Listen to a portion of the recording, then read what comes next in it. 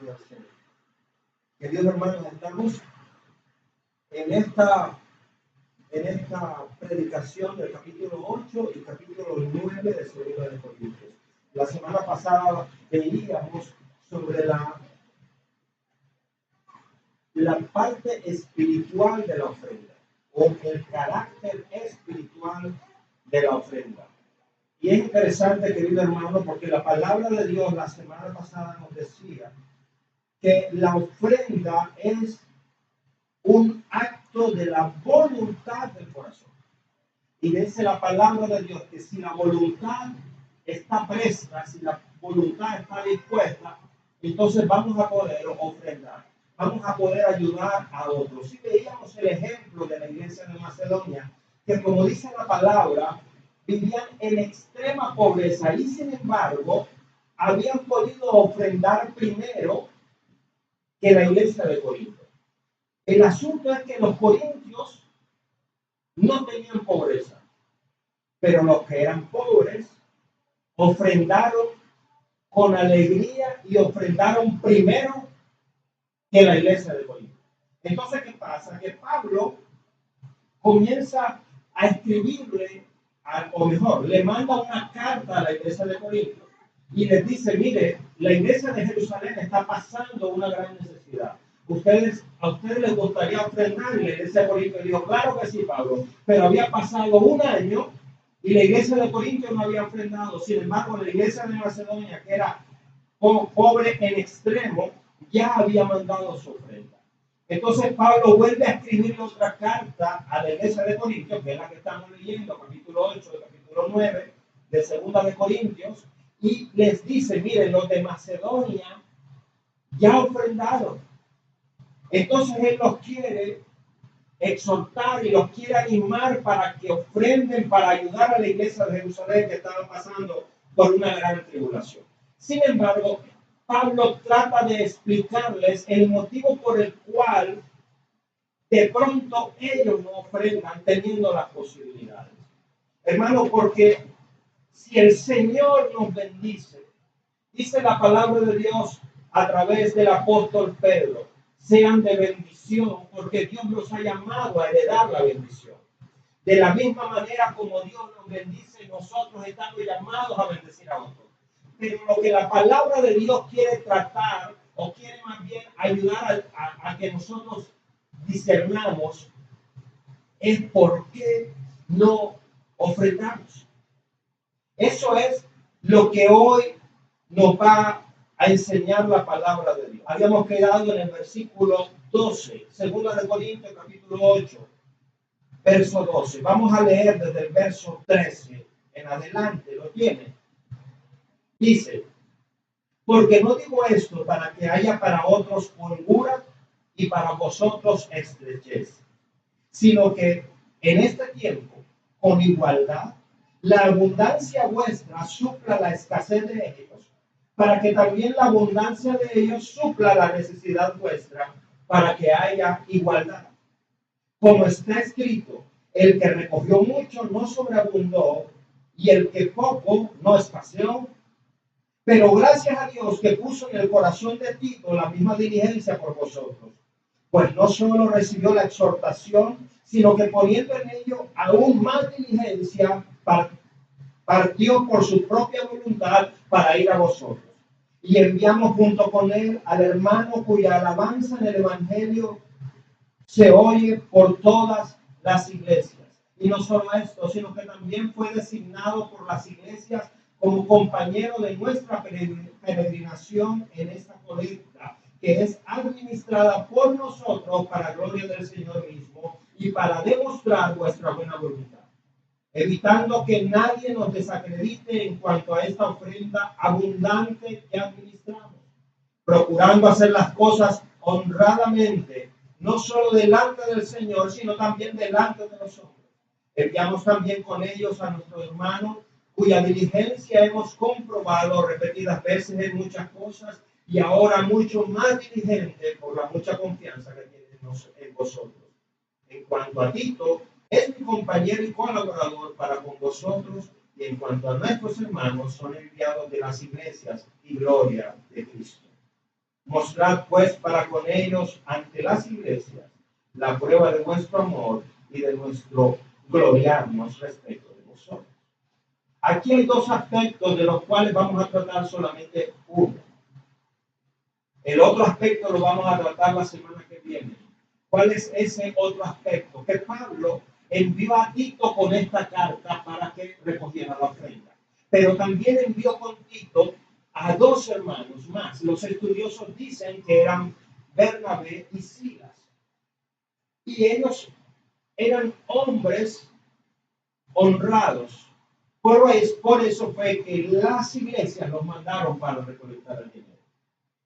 Esa parte acerca de la honradez con el dinero la vamos a hablar la semana que viene. Hoy solamente quiero tratar el hecho de que Pablo le está diciendo a la iglesia que debemos ofrendar, debemos ayudar. Dice, no digo esto para que haya para otros holgura y para vosotros estrechez. ¿Qué quiere decir esto, hermano?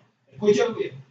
Porque el Señor siempre busca en nosotros un equilibrio. ¿Por qué? Porque he conocido gente que ha cogido todo lo que tiene y lo ha ofrendado. Entonces deja a la familia en necesidad. No puede ser. Porque lo que la Biblia dice, nos acaba de decir la palabra, es que en el asunto de la ofrenda, cuando tú ofrendas y cuando tú ayudas a otra persona, lo que el Señor quiere es igualdad. Escúchalo bien. Porque la Biblia está diciendo aquí que Dios no quiere que por ofrendar o por ayudar, nosotros pasemos ahora necesidades para que otro no pase necesidad. Esto es lo que quiere decir el versículo 13. Porque no digo esto para que haya para otros holgura, o sea, abundancia, y para vosotros estrechez, sino para que en este tiempo, con igualdad, la abundancia vuestra supla la escasez de ellos, para que también la abundancia de ellos supla la necesidad vuestra, para que haya igualdad. ¿Qué está diciendo? Hoy los corintios tienen para ayudar a la iglesia de Jerusalén. Está diciendo, quizá después ustedes tengan alguna necesidad y la iglesia de Jerusalén pueda ayudarlos. Esto es interesante, querido hermano, porque hay gente que quiere recibir pero no quiere dar. Hay gente que todo es para ellos, pero no sueltan nada. La palabra de Dios dice que si nosotros recibimos, también tendremos el tiempo de dar. Y en cuanto a la ofrenda, es importante que usted lo entienda. Lo decíamos la semana pasada. La escasez no es justificación para no dar. Porque ya sea en lo poco o sea en lo mucho, el Señor nos llama a ofrendar. Pero el Señor nos trae una palabra hoy que trae, digamos, reposo. Porque cuando uno no tiene mucho, entonces la ofrenda puede convertirse en una carga. El Señor dice, no, la ofrenda no tiene que ser una carga. Dice, porque el Señor no quiere que por ofrendar tú te quedes sin nada. Esto es importante y esto es lo que va a traer un equilibrio. Voy a contar una historia que es real. Es real porque la conocí de primera mano. Había una persona que fue a la iglesia a llevar, bueno, tengo que decirlo así. Porque en la iglesia le pedían no solo ofrendas, sino diezmos y otras cosas y otras cosas. Entonces, en la iglesia había una hermana de la iglesia que tenía un negocio al lado de la iglesia. Y había gente que llegaba a la iglesia a dejar el sobre de su diezmo, su ofrenda y todo lo que le decían. Y después de salir de dejar el sobre, salían, entraban al negocio de la hermana y le pedían prestado para el bus. No, no es así como se ofrenda. La palabra de Dios está diciendo que el Señor nos pide que ofrendemos y nos pide que ayudemos.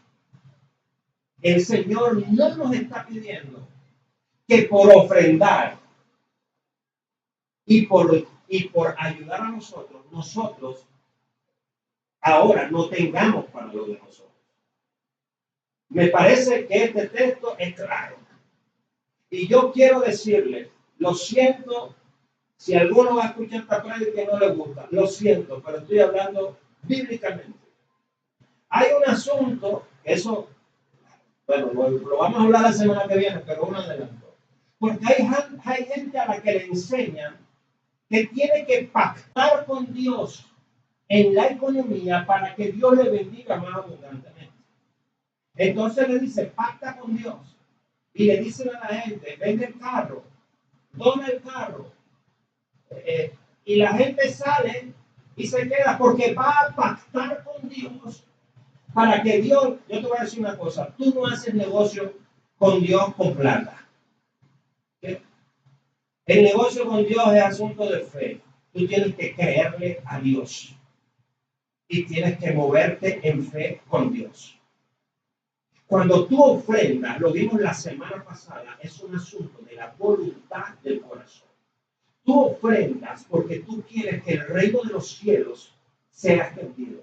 Tú ofrendas porque tú quieres que la iglesia tenga lo suficiente para ayudar a los más necesitados. Tú ofrendas porque tú quieres que tu iglesia crezca. Tú ofrendas porque tú reconoces que la palabra de Dios dice, como lo veíamos la semana pasada, que cada uno aparte el primer día de la semana, o sea, el domingo, según lo que haya prosperado en la semana, aparte para que ofrende. Eso es lo que dice la palabra. La palabra no te está diciendo que tú tienes que pactar con Dios y traer de lo que no tienes para que Dios te devuelva más. A Dios hay que honrarlo, porque Dios es Dios sobre todas las cosas.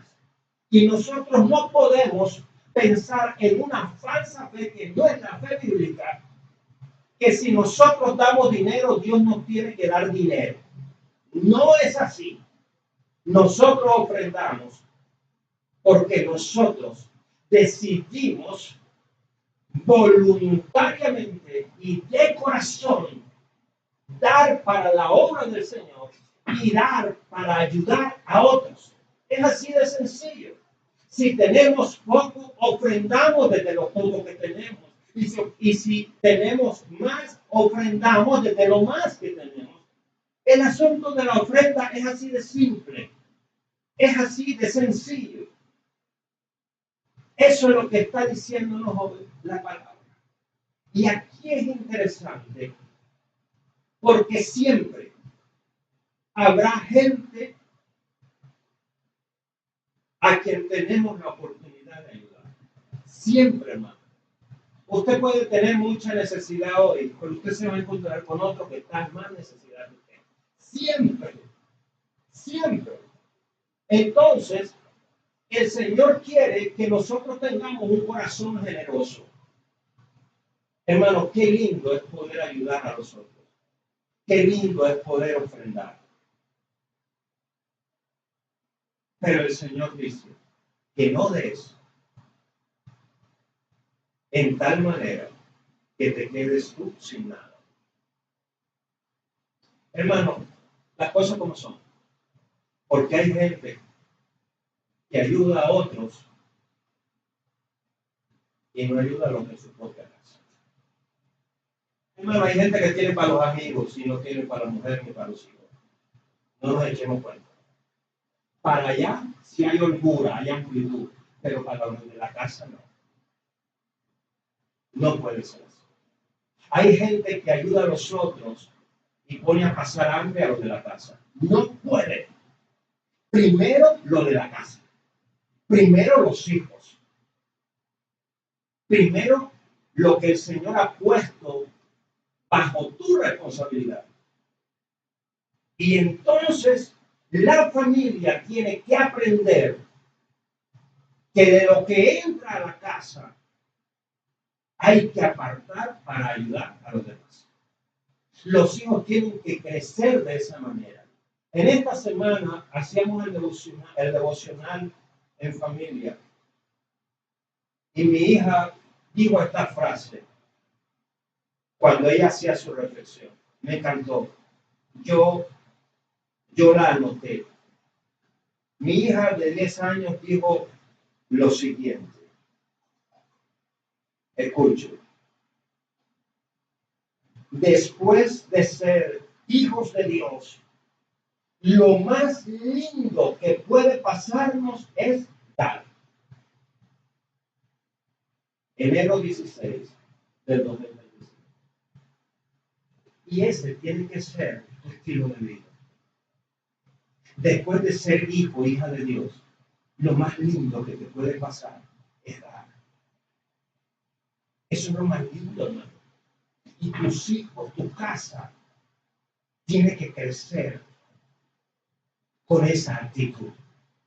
Que tu familia se reconozca como una familia que ayuda, como una familia que ofrenda, como una familia que tiene sensibilidad por la necesidad ajena. Hermano, porque una familia que solo piensa en ellos mismos es muy triste, hermano. Y de eso vamos a hablar dentro de 2 semanas. Pero tú tienes que tener un corazón como el que nos está diciendo el Espíritu Santo hoy. Ayudar. No sin que te quedes sin nada, pero ayudar. No que ahora tú pases necesidad y le solucionas a otro. No. Pero que tú tengas y el otro también tenga. En esto hay que tener un discernimiento, querido hermano. Porque hay gente que se acostumbró a que todo el mundo le ayude. Hay gente que se acostumbró a que todo el mundo le solucione. Pero ellos no quieren hacer nada para solucionar su propia cosa. Así no se vive. ¿Qué? Hay gente que se acostumbró así. No se puede vivir así. Todos nosotros sí podemos pasar por una necesidad y viene otra persona y nos ayuda. Podemos tener temporadas difíciles en que otras personas nos ayudan. Pero un estilo de vida, hermano, no puede ser en que en todo tiempo todo el mundo tiene que solucionar. Esa es una vida que no va a florecer. Porque la vida, ojo con esto.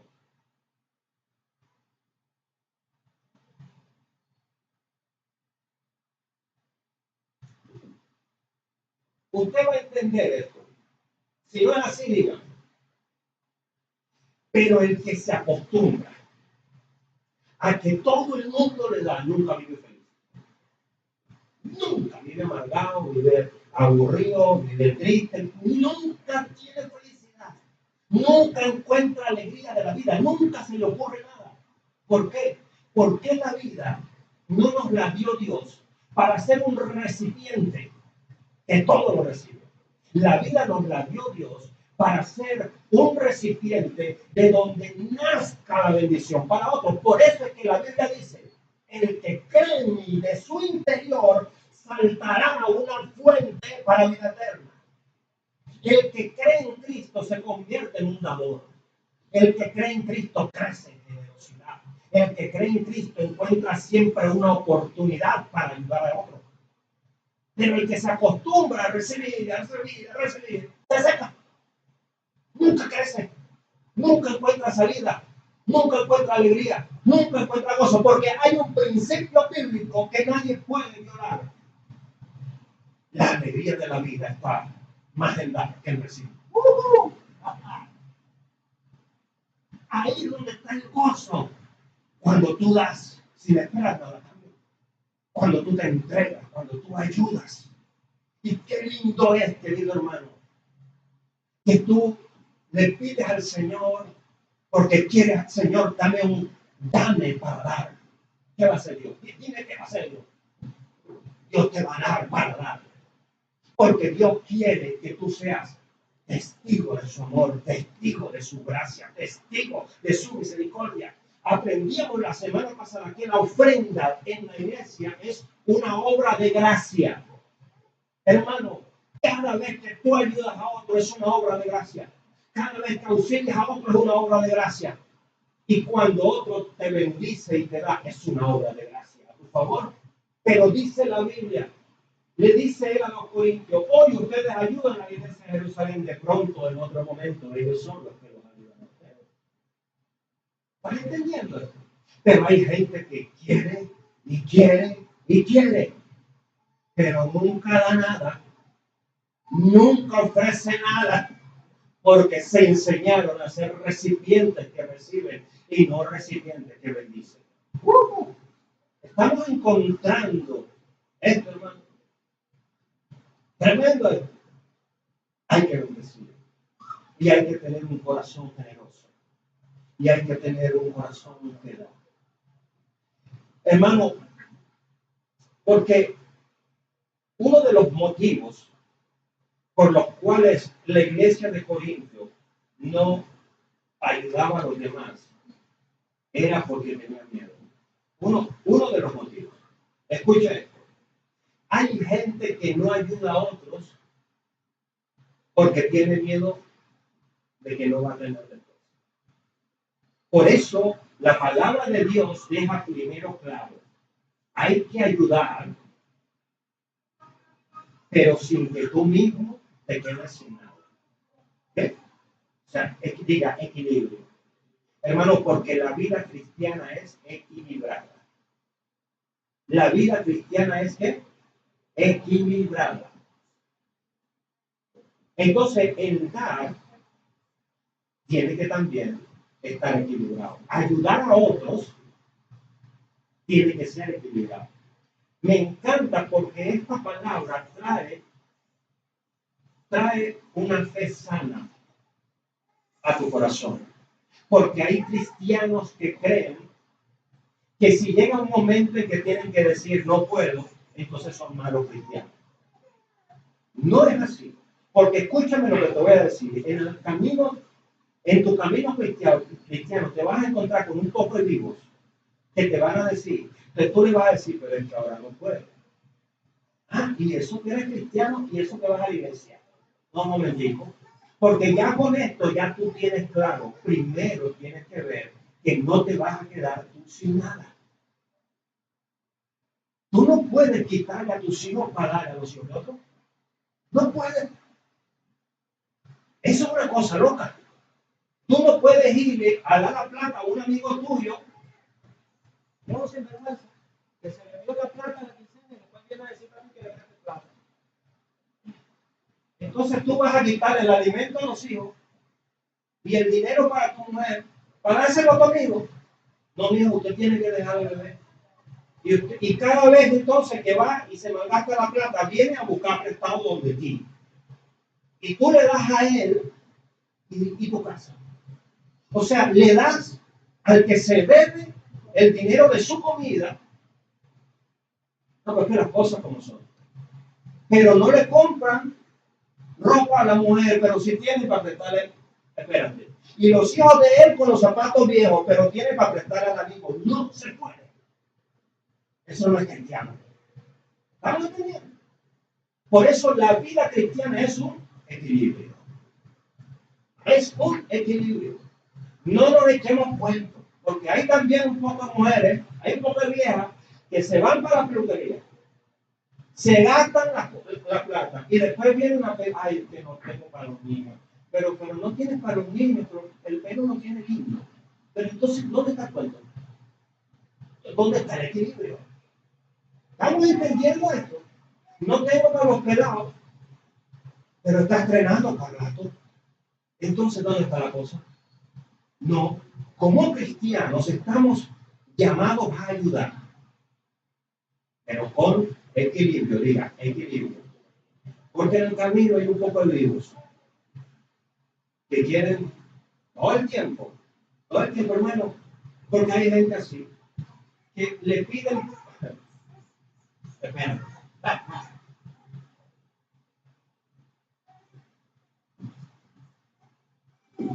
la suelta o no la suelta. Hermano, porque hay gente que trabaja por temporadas. ¿Cómo así? Una temporada cogen a esta prima y dale y le pide la prima y le pide la prima hasta que la prima se la cansa. Cuando se le cansa a esta prima, coge a aquella tía y comienza a pedirle a aquella tía hasta que esa tía se le cansa. Y después se acordó del tío que hace 3 años que no lo llama. Pero hay tío, es que imagínense que tipo así, y coge al tío hasta que cansa al tío.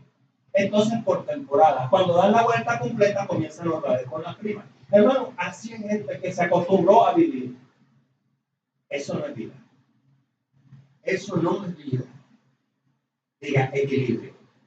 La vida cristiana es equilibrada. Por eso la palabra de Dios es tan rica y es tan hermosa para nosotros.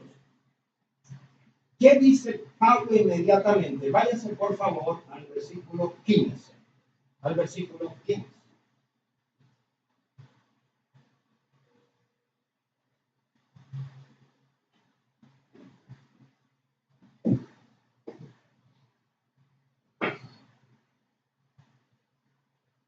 Miren lo que dice. Estamos ahí. Como está escrito, el que recogió mucho no sobreabundó, y el que recogió poco no escaseó. Pablo mete este texto allí, que es del libro del Éxodo, porque Pablo está hablando de igualdad. Vamos a ver qué es lo que quiso decir Pablo cuando le está diciendo a la iglesia de Corinto que debe ofrendar, pero buscando equilibrio, buscando igualdad. Váyanse por favor a Éxodo, capítulo 16, verso 16. Éxodo 16, 16.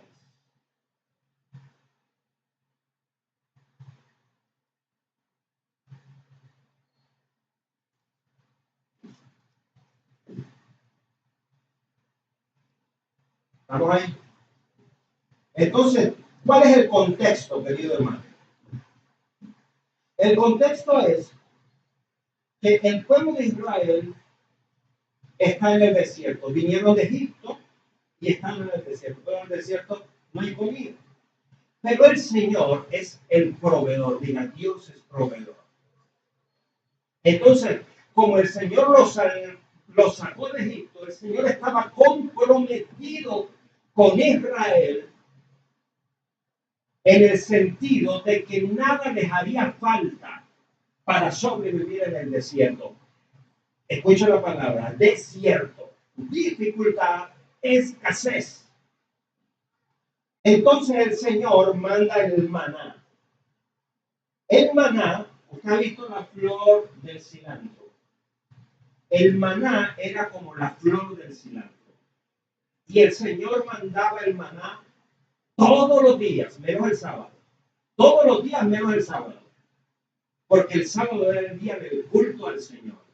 Entonces el Señor mandaba el maná y cada persona tenía, o mejor, cada familia tenía que recoger de acuerdo al número de miembros de la familia. Y el Señor dio la medida. El Señor dijo, por cada van a recoger un gomer. Un gomer son más o menos 3 litros. Entonces ellos iban y sobre los arbustos en la mañana aparecía el maná y ellos recogían todos los días antes de que el sol calentara, porque cuando el sol calentaba el maná se deshacía. Entonces ellos tenían que madrugar a recoger el maná para el sustento de cada día. Y mira la orden que dio. Vamos a ir al versículo 16. Y viéndolo, los hijos de Israel se dijeron unos a otros, ¿qué es esto? Porque no sabían qué era. Entonces Moisés les dijo, es el pan que Jehová os da para comer. Ellos vieron el maná y dijeron, ¿qué es esto? Maná significa, ¿qué es esto? Entonces Moisés les dijo, esto que ustedes ven es el pan del cielo que Jehová les da para comer. Y ahora da las instrucciones. Escúchate bien. Esto es lo que Jehová ha mandado. Recoged de él cada uno según lo que pueda comer. ¿Según lo que qué? Ay. Un homer por cabeza. Un homer es, o un gomer, es 3 litros. Conforme al número de vuestras personas, por familia, tomaréis cada uno para los que están en su tienda, en su casa. Y los hijos de Israel lo hicieron así. Y recogieron unos más y otros menos. Escucha esto. Unos más y otros menos. Y lo medían por gomer. Y no sobró al que había recogido mucho, ni faltó al que había recogido poco. Cada uno recogió conforme a lo que había de comer. Y les dijo Moisés, ninguno deje nada de ello para mañana. Mas ellos no obedecieron a Moisés, sino que algunos dejaron de ello para otro día. Y crió gusanos y hirió, y se enojó contra ellos Moisés. Y lo recogían cada mañana, cada uno según lo que había de comer. Y luego que el sol calentaba, se derretía. En el 6º día recogieron doble porción de comida, 2 homeres para cada uno, y todos los príncipes de la congregación vinieron y se lo hicieron saber a Moisés. Y él les dijo, esto es lo que ha dicho Jehová, mañana es el santo día de reposo, el sábado consagrado a Jehová, lo que habéis de cocer, cocedlo hoy, y lo que habéis de cocinar, cocinadlo, y todo lo que os sobre, guardadlo para mañana. Y ellos lo guardaron hasta el día siguiente, según lo que Moisés había mandado, y no se agusanó ni hedió. Hermano, volvamos al contexto. El pueblo de Israel estaba en el desierto, dificultad, escasez, peligro, calor, frío en la noche. No se podía cultivar, pero el Señor se compromete con sus hijos. Diga, compromiso. Dios está comprometido con sus hijos. Por eso la palabra de Dios dice en el Evangelio de Mateo, ¿por qué te preocupas y te afanas por lo que has de comer y por lo que has de vestir? ¿Acaso no valen más la vida que la comida? Y no vale más el cuerpo que el vestido. Y dice Jesús, miren las aves del cielo, ellas no siembran, ni cosechan, ni guardan en graneros, pero tu Padre Celestial tiene cuidado de ellas. Y dice, mira las flores del campo, Dios las viste hermosas. ¿Cómo no va a ser Dios más contigo? Porque tú vales más que las aves y vales más que las flores del campo. Cuando el Señor le dice al pueblo de Israel, cada uno va a recoger. Cuando salieron la primera vez, ellos tenían la medida. Algunos por error recogieron más. Otros por error recogieron menos. Pero cuando fueron a ver, los que recogieron más y pesaban un gomer. Y los que recogieron menos y pesaba un gomer. El que recogió más no tuvo más, Y el que recogió menos, no tuvo menos, sino que Dios trajo equilibrio, diga equilibrio, para que cada uno tenga lo que necesita para comer. El asunto es, esto es tremendo, porque había gente que recogía de más y escondía lo que recogía de más. Lo que te quiero decir es que hay gente que tiene miedo de que mañana no va a tener. Y como tiene miedo de que mañana no va a tener, porque no confía en Dios como Padre, entonces no puede dar, no puede ofrendar, porque dice, si ofrendo y si ayudo, mañana no tengo. Si ayudo y si ofrendo, entonces yo no voy a tener, pero si tiene. Porque la Biblia dice que lo que recogía más de lo que era suficiente, o sea, no pasaban hambre, pero recogían más porque tenían miedo de que mañana Dios no mandara el maná. Pero si Dios se había comprometido con Israel, yo te pregunto una cosa. Ellos eran esclavos en Egipto y siendo esclavos en Egipto comían carne en abundancia. Dios los iba a sacar de la esclavitud y los iba a meter en el desierto para aguantar hambre. Sí, no podía, porque Dios está comprometido con sus hijos. Dios está comprometido con tus necesidades. El asunto es cuando los hijos de Dios llegamos a pensar de que mañana no habrá para nosotros. Ahora, el que está teniendo miedo de que mañana no va a tener, de que qué va a ser de su vida más adelante, yo le pregunto, ¿tendrá un corazón para ofrendar? ¿Tendrá un corazón para ayudar a otros? No puede, porque está guardando para él solo. Y ve a la gente necesitada y no tiene el corazón para decir, mira, Dios me bendijo, yo quiero darte esta bendición. No pueden ofrendar, hermano. No pueden ofrendar porque no tienen un corazón confiado. Tienen miedo de estirar la mano a la caja de las ofrendas en la iglesia porque dice, y si no tengo mañana, te lo tienes. ¿Cuál es la fuente de ese corazón cerrado para ofrendar? El miedo. Diga, miedo. Miedo a que Dios no va a proveer. Aquí lo interesante es que los que tenían miedo cogían de más y se quedaban callados. Pero al otro día, lo que cogían de más amanecía lleno de gusanos y oliendo a podrido. Te tengo que repetir esto. El que tiene miedo de ayudar, o mejor, el que no ofrenda ni ayuda pudiendo porque tiene miedo, lo que guarda y esconde se le pudre. Y el miedo no se le va. Porque hay gente que tiene el corazón endurecido para con las necesidades de los demás. No les duele.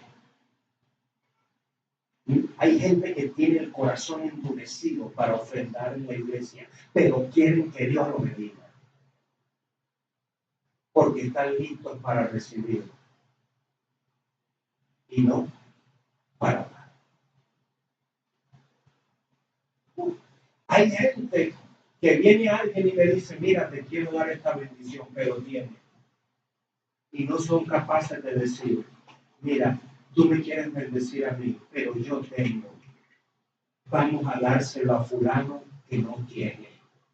No, lo coge a él. ¿Estamos entendiendo o no está asunto? ¿Qué pasa con eso? Se pudre, se seca y todo lo que tiene comienza a oler a podrido. Porque la alegría de la vida está en dar más que en recibir. El problema de Israel es el miedo, diga miedo. Y por eso podían de más. Hermano, el Señor quiere que nosotros prosperemos en todas las cosas. Pero sobre todas las cosas quiere que confiemos en Él. Por eso Él dice, con tal que tú tengas con qué comer y con qué vestir, vive feliz. Pero el que tiene miedo, aunque tenga con qué comer y aunque tenga que vestir, no vive feliz. Porque el que tiene miedo no puede tener gozo. Porque gozo y miedo no compaginan. Porque gozo y miedo son como el agua y el aceite. Porque gozo y miedo son como la carne y el espíritu. No compaginan, no son amigos, no caminan juntos. El amor echa fuera el temor. Y el que tiene miedo, dice la Biblia, que el miedo trae castigo. ¿Cuál es el castigo? El que tiene miedo de que se va a quedar sin nada y por eso no ayuda y por eso no ofrenda. ¿Cuál es su castigo? No puede dormir en paz. No puede disfrutar la comida. Lo poquito que tiene no lo prepara ni siquiera con alegría, porque va a la alacena, a la cajita donde tiene los granos, abre la nevera y entonces dice, ay, tengo poco. Entonces cocina lo que va a cocinar con amargura, porque dice, tengo poco hoy. No, hoy tiene para preparar algo, aunque sea poco. Y tiene que confiar en que el Señor mañana va a poner en su alacena. Por eso el que tiene miedo no puede vivir feliz. El que tiene miedo no puede dar gracias a Dios. El que tiene miedo no puede compartir. El que tiene miedo come escondido para que nadie le pida. Pero el que es generoso dice, siéntate conmigo, que si hay para mí, también hay para ti. Porque los dos tenemos un mismo Padre. Y Él sabe de qué cosas tiene necesidad aún antes de que la pidamos. Diga algo. Hay dos detalles que no quiero dejar escapar. Lo primero es que la gente tenía que levantarse temprano y recoger el maná antes de que el sol calentara. Porque cuando el sol calentaba, ¿qué pasaba con el maná? Se derretía. Aquí hay algo importante y es un principio de vida. Dios no bendice al perezoso. Y esto es fundamental. Porque Dios se comprometió con ellos. Y todas las mañanas el Señor mandaba el maná, pero ellos tenían que levantarse temprano a recoger el maná. Y hay un poco de gente pasando necesidades porque se los traga la pereza. Porque no quieren hacer nada. Porque se levantan a mediodía, se levantan a las 11 para coger el celular, para sentarse en el patio, para ir a chismosear, a dar vuelta. Pero el que entiende cómo son las bendiciones del Señor, sabe que cada día trae una nueva oportunidad. Entonces ese se levanta y así no tenga trabajo hoy, se levanta con alegría a cuidar lo que tiene, a limpiar su casa, a organizar el patio, a mantener todo bonito. Y el Señor al que ve en movimiento lo bendice. El Señor al que ve en movimiento le abre nuevas puertas. Hermano, pero la bendición no puede venir, la provisión de Dios no va a venir como por arte de magia caída del cielo. Hay mucha gente a la que se le está pasando la frescura del día. Y entonces, cuando quieren abrir los ojos, la provisión se les ha desvanecido. Si queremos en verdad tener provisión, tenemos que vivir cada día con el ánimo, la intención de buscar esa provisión. Tenemos que vivir cada día con el ánimo, la intención de mirar, Señor, muéstrame qué es lo que tengo que hacer. Porque el maná, la provisión, no te va a llegar con la cucharita a la boca. Y esto hay que enseñarlo. Y tengo que decirlo con el perdón del que sepa los que están allá, el que le duele que se sobre.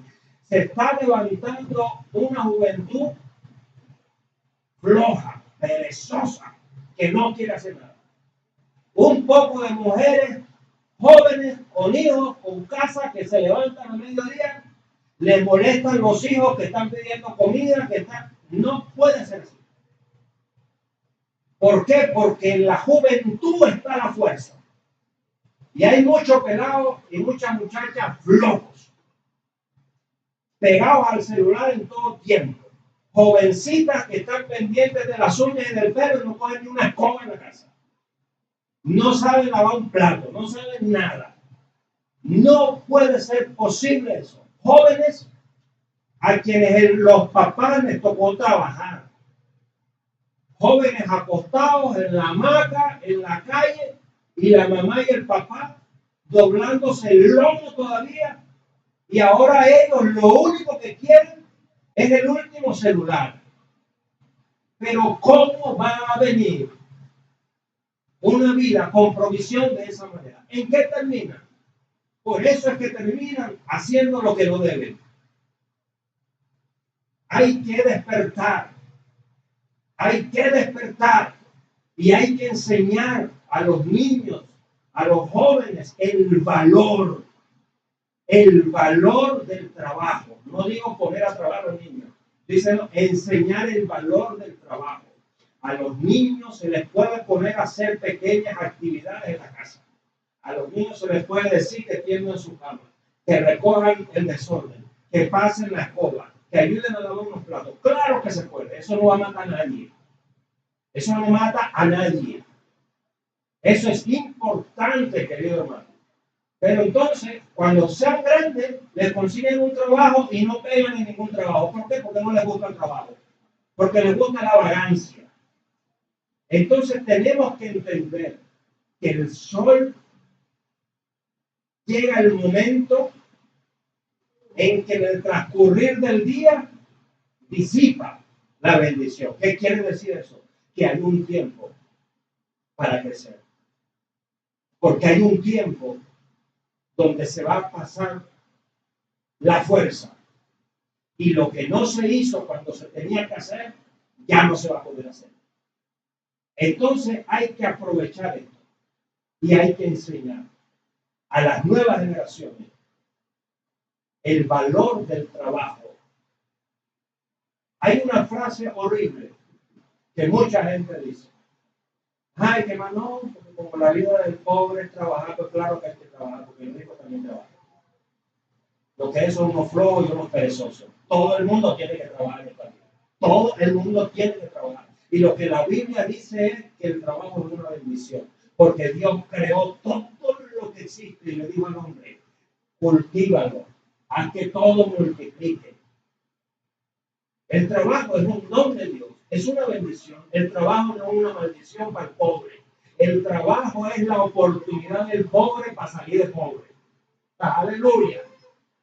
Bendito sea el nombre del Señor. Y el último punto, agárrese. No, porque las cosas como son, porque para eso está la palabra. ¿Tú te acuerdas que hablamos hace poquito? Que el que quería coger manos, al otro día le amanecía que lleno de gusanos y podrido, hediondo. Pero resulta que el día sábado, o mejor, el día viernes, podían recoger el doble. Y el día sábado, lo que recogían de más, ni amanecía lleno de gusanos ni se podía. ¿Por qué? Porque el día sábado era el día del culto al Señor. Y hay gente que dice que no le puede dar culto a Dios porque tiene que trabajar.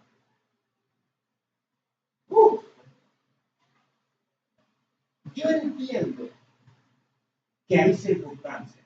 Por ejemplo, los que trabajan en el campo, los animales no saben ni el domingo ni el sábado. Los animales hay que cuidarlos igual todo el tiempo.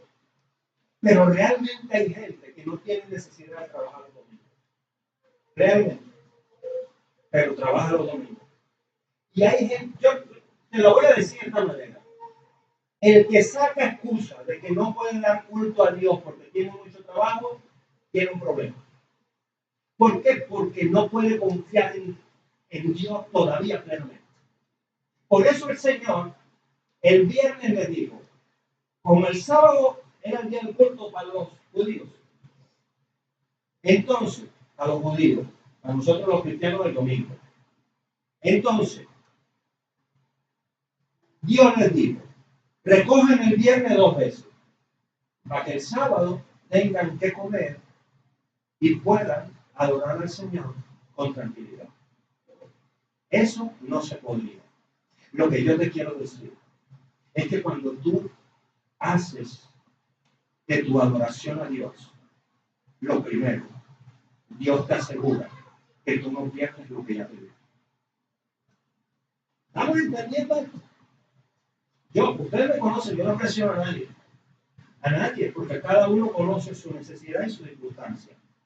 Pero lo que yo sí sé es que cuando hay gente que dice, mi culto al Señor, mi adoración al Señor, es sobre todas las cosas, porque Él es el que me da todo y Él es el que merece todo.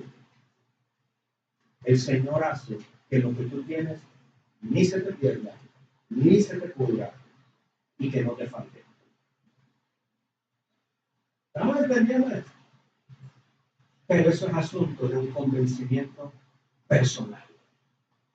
Y el que lo experimenta porque lo ha creído, puede adorar a Dios de una manera tan hermosa y tan libre, porque sabe que su tiempo para el Señor es lo más importante.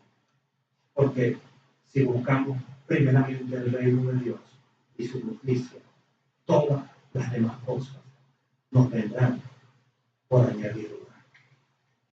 ¿Cuántos pueden decir amén? Qué bueno es Dios, hermano. Y me parece que esta palabra es tan oportuna en todo tiempo, sobre todas las cosas, para que confiemos en Él.